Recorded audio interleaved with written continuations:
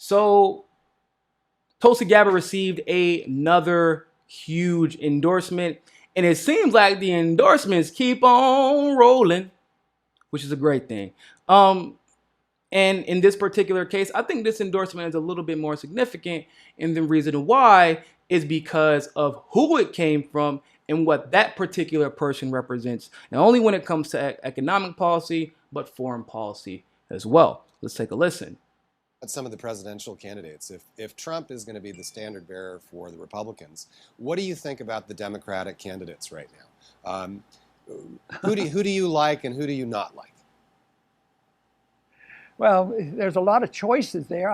If you said, I'm going to give you a quiz, Ron, I want you to name all 20, I'd say, no, just give me a D minus. Tulsi Gabbard is by far the very, very best. And she's very, very liberal when it comes to economics. We probably wouldn't agree with too much on economics, but she is good on the foreign policy. She does not want these engagements, which is an economic issue. We'd save a lot of money, by not being engaged like this. But she's the most intelligent and would be the best. If we had to pick one of them to be our president, I think she would be giving us the best chance for bringing about peace. Y'all, that was the original LIB. When I say he was the original libertarian before it was co-opted by the Koch brothers, okay? And this little crazy libertarian party that we have now, the Koch brothers who swear they don't like war but are trying to institute regime change in Venezuela right now, just stay out of foreign policy. But what they mean by stay out of foreign policy is don't pay attention to what we're doing with the United States foreign policy. The same Koch brothers, by the way, who are like, we're libertarian and we hate big government. So we're going to spend $900 million on buying off both parties and then have those politicians do whatever we can to have that big government fighting regime change wars because we hate big government because they ruin things that we pay them to ruin. Yeah, before they became that libertarian party, and by the way, the reason they decided to go with libertarian was because of how popular Ron Paul was back in the day. That man has a soul of gold. A Ron Paul endorsement says a few things about Tulsi Gabbard, in my opinion. These are people who are not politically invested in the success of any of the candidates. Any of them. Let me explain what I mean. Is Ron Paul looking for a job on Kamala Harris's administration? Is Ron Paul looking for a job on Bernie Sanders' campaign? Does Ron Paul have any personal beef with Joe Biden? You get my point? Is he, is whatever way we vote, for example, going to affect the outcome of Ron Paul's life? Probably not at this point. I think Ron Paul's okay. I think he's doing pretty fine. That is significant. That means he has observed and made a decision in a vacuum of, objectively speaking, who is the most representative of the best interests of the United States and the people within it and those abroad as well. Who is the best option for peace? And the OG, the original LIB, Ron Paul, said that is Tulsi Gabbard. Now, there are a lot of people who have said things like, well, Andrew Yang has cross appeal, which he does. But I don't know. If you're asking me personally, who has more cross appeal? Andrew Yang or the woman who got the original LIB to endorse her? Who has more cross appeal? Andrew Yang or the woman who got Joe Rogan to endorse her? In all seriousness, who has more cross appeal? Andrew Yang amongst progressives, or the one who pulled the original first black Bernie bro, which is myself, who I was compelled after talking to her to endorse her.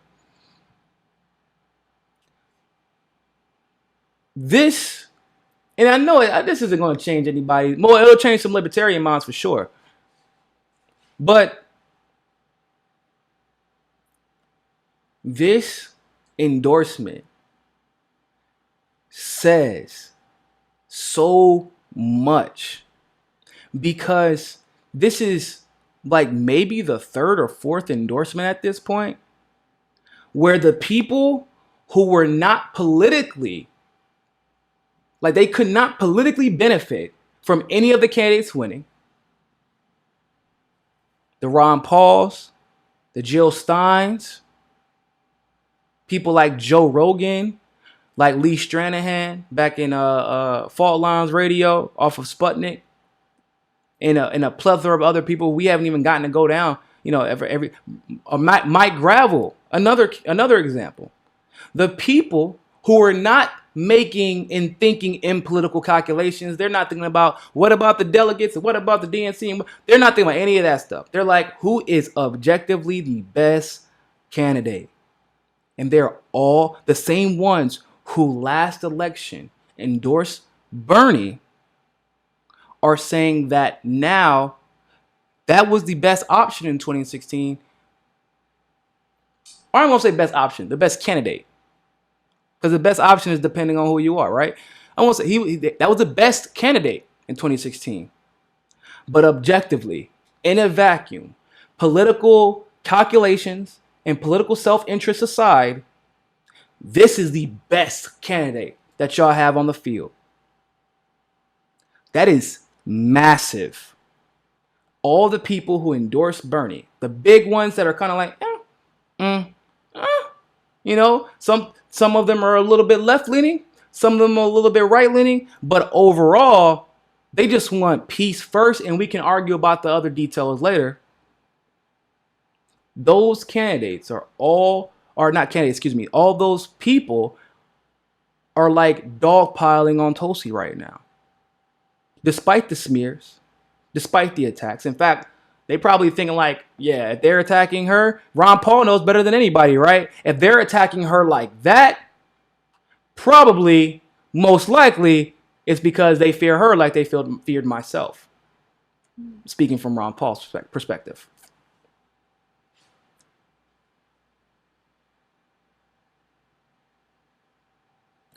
That's a big deal.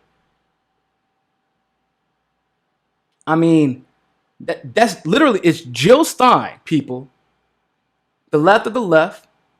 Ron Paul, the original LIB. Joe Rogan.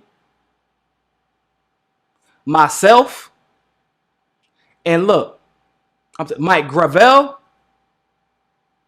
The original the original PROG, the OG of progressivism, Mike Gravel, Mr. Pentagon Papers himself.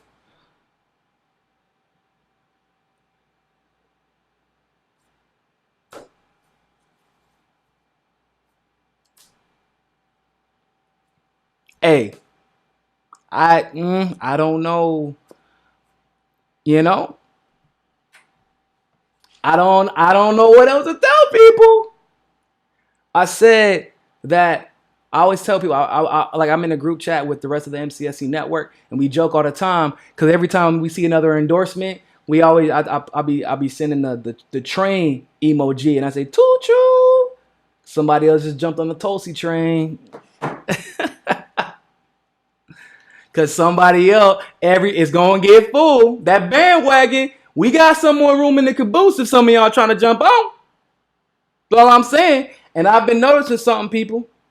Oh, Jimmy Dore. Thank you. I just saw that. Glance across my screen. Jimmy Dore. Another one. Jimmy Dore was the first one. He endorsed her before I did. Jimmy Dore made his mind up hella early.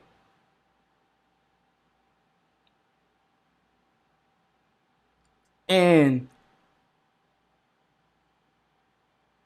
if Jimmy, how often has Jimmy been on the wrong side of the issue? The wrong side, objectively. I don't care if you don't like his delivery. I don't care if you don't like him. When has Jimmy been on the wrong side of the issue? When has he been factually wrong? Factually. When has Ron Paul been factually wrong? When has Jill Stein been factually on the wrong side of a major issue?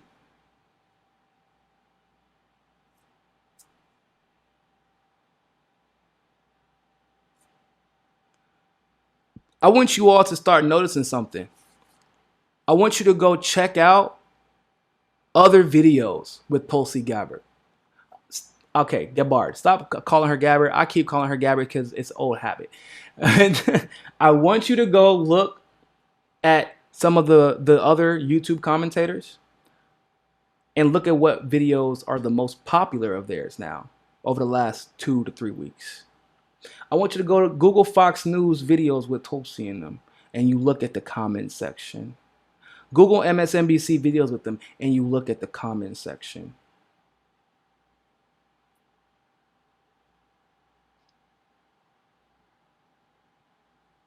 It isn't as cut and dry. I'm telling you, I was there from the beginning when it came to Bernie Sanders' campaign. I was there at its inception. I was there working when people were telling us, you have no chance. You don't even have a name. How can you beat somebody with so much name recognition? And I'll tell you, at the time, in May of 2016, remember, the Hillary information didn't come out until around January of the next year.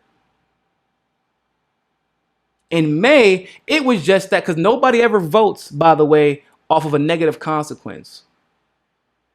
They vote because they believe something will be in it for them. We didn't really care about Hillary's problems as much as we appreciated who Bernie Sanders was. That's why he was so successful so early. And they were blacking him out so early. Now, we're seeing something a little bit different this time, because before, in the beginning of May 2015, around the time Bernie first announced, they were just blacking him out. And, now May of or when she first announced was in January, they openly attacked her while simultaneously trying to pretend she was irrelevant.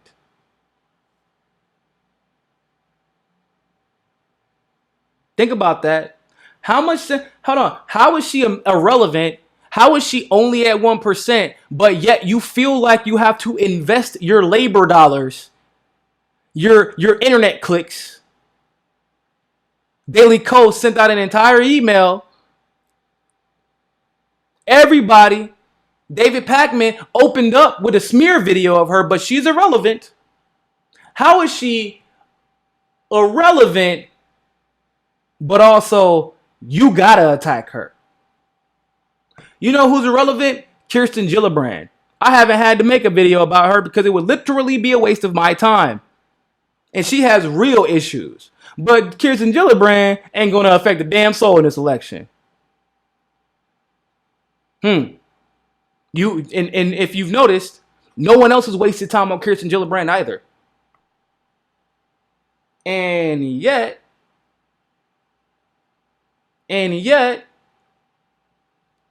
some of the commentators, like David Pakman, would like to call Tulsi Gabbard irrelevant and then attack her at the same time. Interesting. Don't you love how these people work? But because of that, it's easy to tell who they are most scared of, and that was what originally made me start thinking like, am I making my decisions about this election based off of wanting to be the winner, based off political calculations? Am I allowing as myself as a journalist to, or am I allowing democracy to prevail, or am I trying to make political calculations based off of what I think will be the next step in democracy, whatever that may be for the progressive movement?